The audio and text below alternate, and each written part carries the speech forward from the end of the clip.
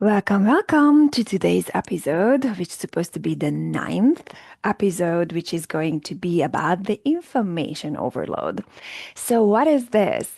I already started talking about the three top challenges of motherhood. So, in the previous episodes, we went through the number one challenge, which was the lack of support. The number two was the expectations, really the end of expectations that can make us feel just always less than and not good enough because those expectations, as you heard, and we know they can be even contradictory. And now we are diving into the third one, which is very specific to modern motherhood. So I'm sure that you have heard yourself or you've seen this type of comments when, oh, in my time, we didn't have the dishwasher. Oh, you cannot be grateful enough because we didn't have that daycare or we didn't have that diaper or whatever that is. It's really coming from the comparison that in the good old days, it was so much harder and they didn't have that comfort items that what we have today. Yes, true, but it's really not about the comparison. But if we are here with the comparison, then this one is definitely a really crucial one to talk about in case of modern motherhood, because this is something that is just growing, and very specifically, uniquely true for mothers that we find it super challenging.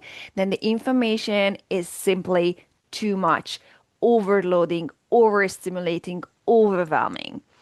So, what do I talk about? I know that you know exactly when you just open your phone and you already have the type of TikTok videos, the Instagram, the news, the newsletters, like all that information that's coming your way, even if you don't look for it.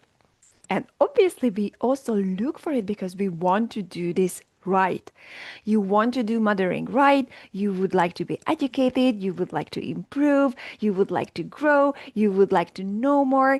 And when it comes to that, then it's just so easy to really go down to that rabbit hole that you are going to see pros and cons. You are going to hear and see opinions.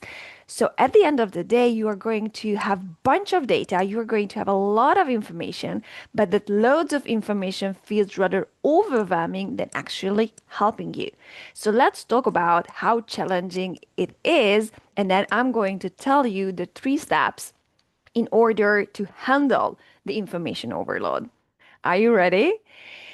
So I really work with new moms, seasoned moms, but what I see is this one can also hit us in any phase of motherhood.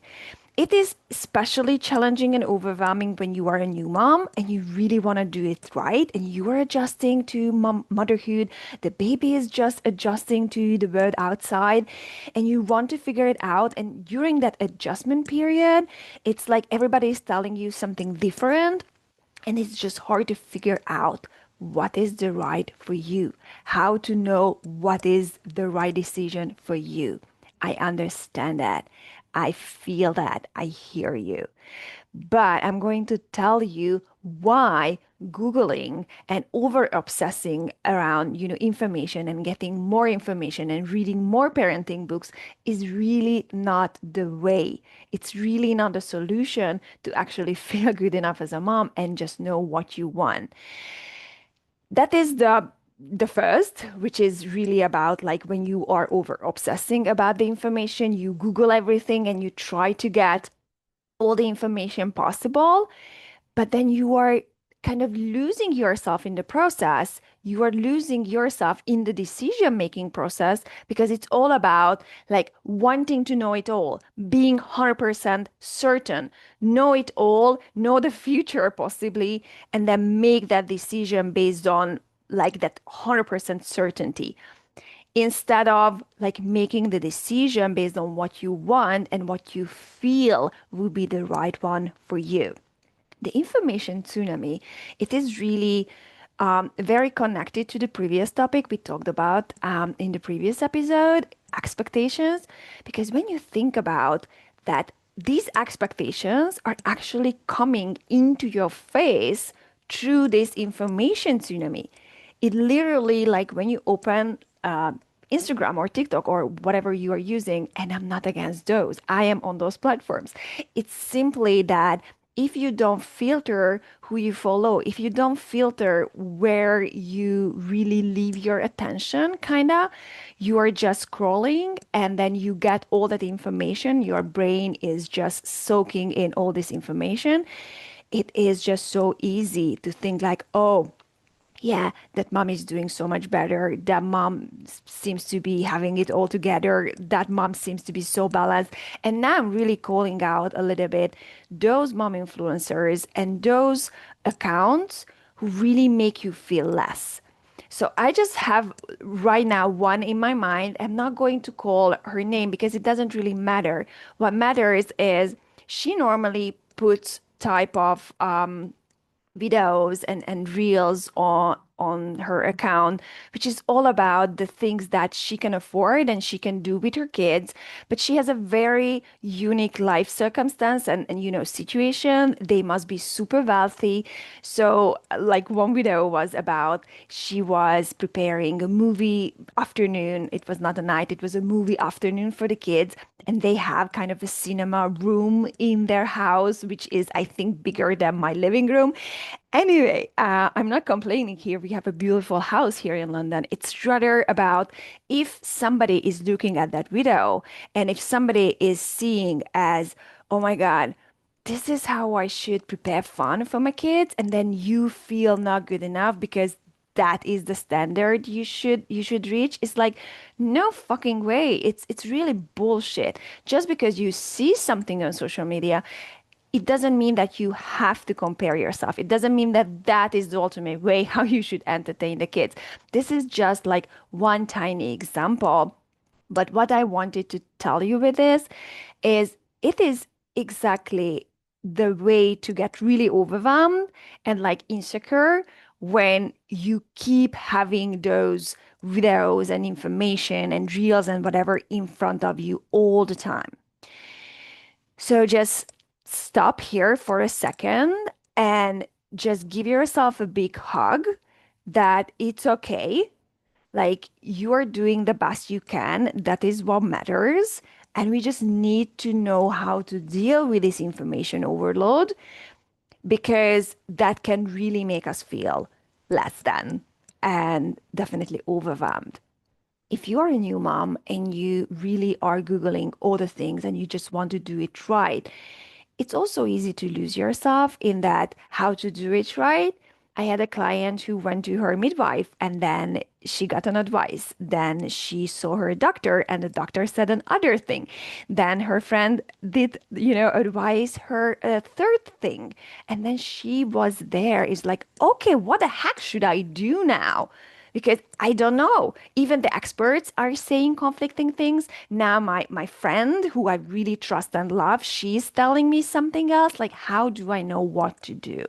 So I really want to help you with this very short episode today, how you can handle the information overload, because that is a challenge of modern motherhood. The information overload, as I said, as when you are obsessing about having the information, like you are seeking the information, you read the books, you read another parenting book, you are following the expert, the mom influencers, you're Googling symptoms, you're Googling everything. That is like you are seeking out, and then that information becomes just way too much and it doesn't really help you to make the right decision. And the information overload when you're just living in this modern world and everything is coming into your face, like left and right, even if you want it or you don't really want it, it's coming.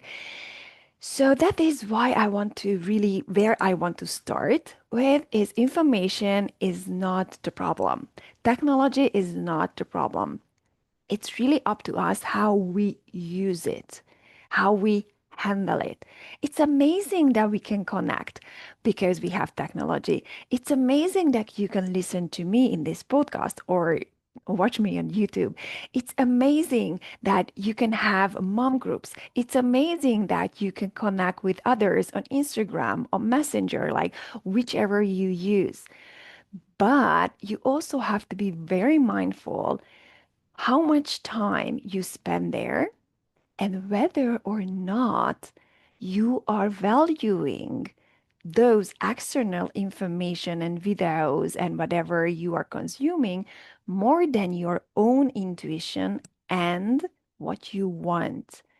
Like really letting yourself figure out what you want, making decisions based on intuition rather than just consuming the trends and the information from the outside.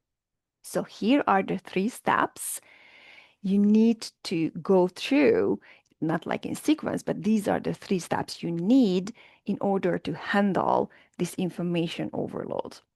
The number one is really connecting with your intuition. When you can connect with your own body, when you connect with your own intuition, then whatever it is, whatever the noise is, whatever the trends are, you're going to know what you want because it feels right in your body. When you connect to your intuition and drop into your body to know what you want, you are going to be like kind of more resilient to all the noise and expectations and trends coming your way. Did you know, by the way, that we don't only have one brain, but we actually have three brains? Now, neuroscience says there's so many neurons, thousands of neurons in our heart and in our gut. We actually have three brains, one in your head, one in your heart, and the third in your gut. So when I'm dropping into the unconscious during an unconscious coaching session with my client, then I guide them through this exercise of asking your three brains what the three brains know about this decision, about this situation, because we know so much more than what the chattery mind is just telling us. So, just as a super fun fact, you don't only have really one brain because we have so much knowledge also in our heart and in our gut.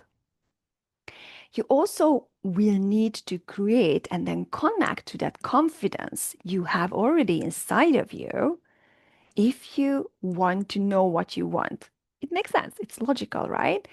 Confident in making the decision, confident in making your own choices over, whatever the trends are and whatever is expected from you in motherhood or specifically in that very nitty-gritty detailed phase. If it's about breastfeeding, if it's about potty training, if it's about daycare or not, if it's about like we have millions of decisions we make, and you will know how to make this decision when you can connect to your confidence, when you can connect to your intuition. The number two step to overcome that overload, that information tsunami, is handle information as data. I'm not saying don't get educated and don't improve. I'm not saying you should not follow experts. I'm not saying don't read parenting books. Do, but use the data as data. Everything you are collecting, every information you are getting, every information you get online or from a book or however, use them as data. Like you are the power, you are the queen, you make the decision. You know what's best for you and for your baby and for your family. You just gather, collect the information. And the number three step is take online breaks. Super practical, but we rarely do it. Take online breaks. Unfollow accounts who don't make you feel really good enough and just okay to be a human, kinda. Make sure that you consume all type of information that makes you feel good, makes you feel grow, improve, but never like shitty, guilty, ashamed. And take breaks like physically you can just say like, okay, I'm just setting my phone aside this afternoon for this hour when I'm present with my kids. My favorite is also that in the morning when I wake up, I don't touch my phone. Like I touch my phone to see like, okay, what time is it? How much we should hurry. But that's it. Like I don't let myself open Instagram just because I have notifications or answer DMs just because I see I got them. Like I literally have to constrain myself, but it's a kind of a good habit now I have. I'm not on my phone in the morning. So I don't start my day with consuming all the information. How I start my day is really being present, setting intentions for the day, just dropping into my body and really focusing on waking up and what kind of a day I want to have and the feeling rather than really consuming all the information. So just find out what works for you, how you can um, take the online breaks, how you can constrain yourself. And the number one, as a summary, again, going back to the number one here is really trusting yourself that you are good enough, that whatever you are doing and however you are choosing exactly is the right one, the good enough for you and for your family, and use information as data. That's nice to have, nice to know more, but just as that, just data, not something that you have to do. And definitely don't shoot yourself into those because it can be very overwhelming when these are just really thrown on us, all this information, the videos, the trends, the expectation, and you feel like, okay, I cannot, it's just too much, it's just too much, and I don't even know what to do anymore. I cannot figure out what I want, which is so normal, as I said. So I just want to invite you to drop into your own body, connect with your own intuition, create that confidence in you that you know what to do, you know how to make the right decision. You can collect the data, you can have those information, but only as data. And then when you know that you are good enough and you can make decisions, then you are also going to be more resilient to this information overload because that information tsunami can be really overwhelming and too much. So, with today's episode, I just wanted to help you to see that as it is and to help you with these three steps to actually come closer to your wisdom and to your own intuition.